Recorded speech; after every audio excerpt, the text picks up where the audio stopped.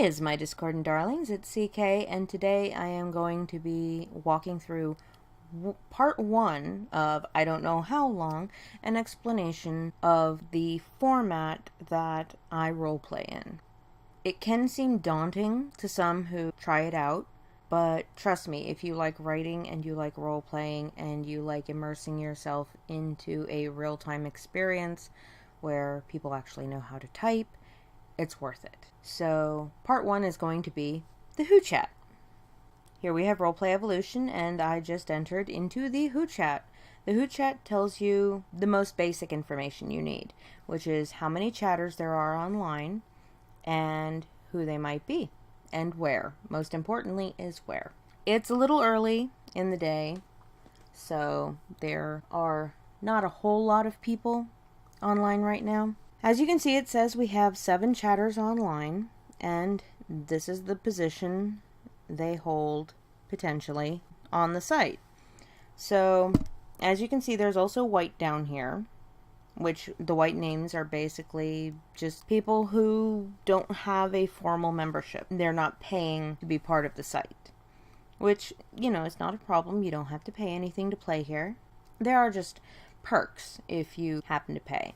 So, here in the Merchant Bazaar, we have the Woodsman's Possession, you know, kind of tells you, besides the GRP, that this is a Gorian room.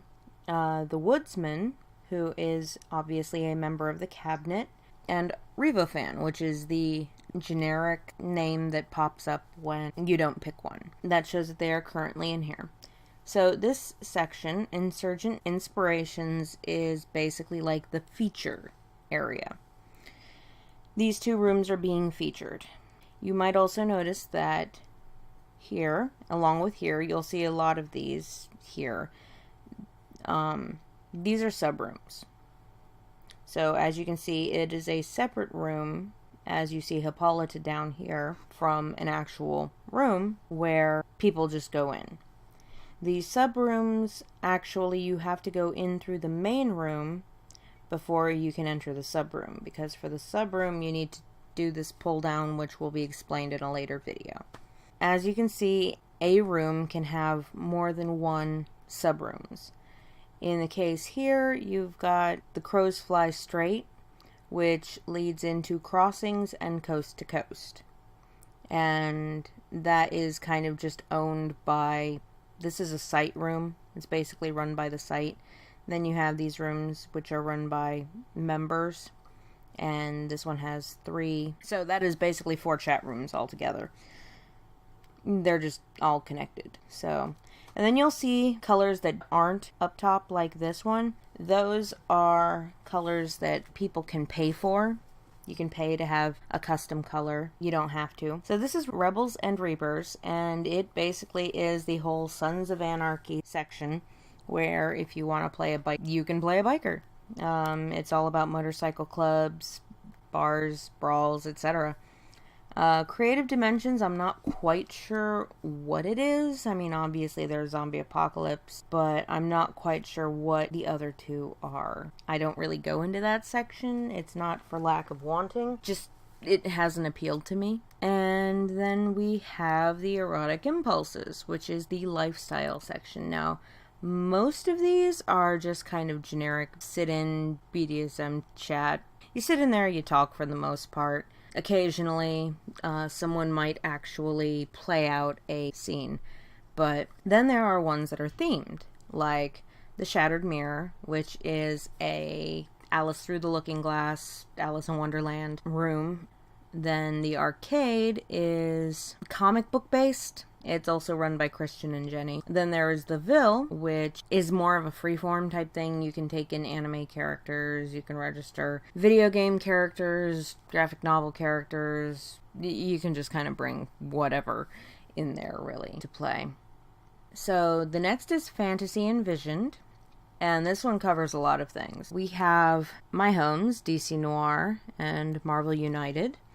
Though, quite frankly, I spend a lot more time in DC Noir because I do have a preference. There are several comic book rooms, but short of Beyond Gotham here, DC Noir and Marvel United are currently the only ones that are not combined. So like Clash of the Champions back up at the top, along with Worlds Collide here and the Multiverse, are all comic book rooms that kind of combine the Marvel and DC universes, and that always confused me. But that's getting off on a tangent as to, you know, how those two worlds merge as far as like outlooks and magic goes, because their magic systems are completely different. Anyway, then there's the menagerie down here, which the menagerie is the room I said where you could take Goku and Vegeta and destroy the Earth, and the next day it would be perfectly fine because everything resets if you want it to reset. If you don't want it to reset, it doesn't have to reset, but your story is your story.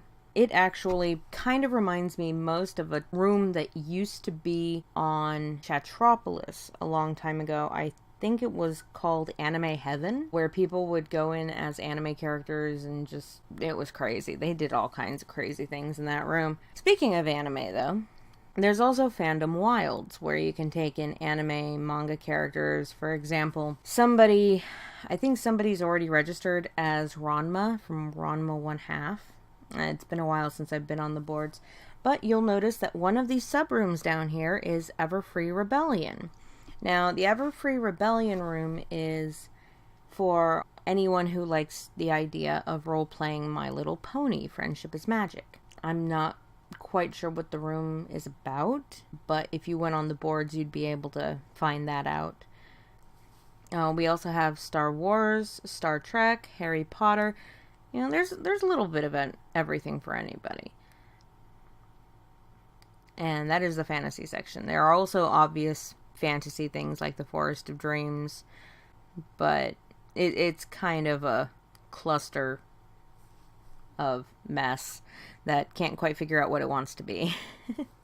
Then we have gore, which, as I've stated, if you don't know what gore is, or don't put in the research, I would not suggest going to gore. There is a lot to learn, and the last thing I want anyone to do is go in there and absolutely lose the taste for role-playing in these rooms because someone tried to force them into a collar. Or killed them. So. Then we have History Relived, which is obvious. It is the history section. We have the Sands of Time with 3 subrooms, Sparta, Prohibition Times, and Ahoy Mate, which is, you know, the golden age of piracy, obviously. Blackthorn Bluff and Windstorm Castle are both medieval settings, and then you have a Western and a Viking room. Down here in Supernatural Awakenings, we have the Laurel K. Hamilton rooms, the vampires, the werewolves, the, you know, zombies, the things, basically anything that goes bump in the night, that gets played in this section. We do have the new Vampire Diaries room down here, run by Diabolos, which I mentioned before. Then there are the LKH things. Though this one is interesting because it combines the Laurel K. Hamilton system, as much as there is a system, with comic books or the comic book TV shows characters. So imagine Supergirl as a werewolf. I'm not quite sure how that works personally. But, you know, I won't knock it. I haven't tried it. I can't knock it.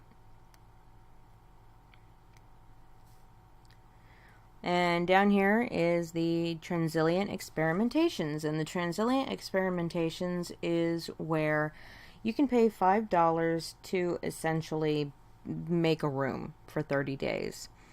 And it's to essentially test an idea out, gauge interest, etc. So we have a Viking room, a biker room, a fantasy room based on Once Upon a Time, but a Divergence, and Roswell. I haven't seen any of those really have much in the way of traffic, so we'll see if they stick around. Sometimes people keep their rooms even when they're not particularly popular, so you don't know. And last you have Reality Revolution here, and it is probably the least populated because a lot of people don't just come in to hang out of character, and that's what this section is really for. I mean, on some nights, on rare occasion, you might see a whole lot of people in Graphica or the Carnival Grounds, which is basically where events happen for like avatar auctions, trivia nights, which we do have, and it's actually a lot of fun. But usually if there's something going on in a room, you will see something like this little arrow. Actually, I can go back up to the Black Lily here and highlight it, and you can see we have the Anti-Valentine's Day auction on February 15th at 9 p.m. Eastern. Varied avatar auction that will be not safe for work. I'm not sure what the K is there, but yeah. If there's an event that's going to be happening, there will be that little arrow underneath, except for with the Big Slice, which the event is the live DJ schedule, which every night, for the most part, we have a DJ playing music that you can tune into and sometimes do requests. But if you just want to hang out and listen to the music, you can go into that chat room and just hang out of character and have fun.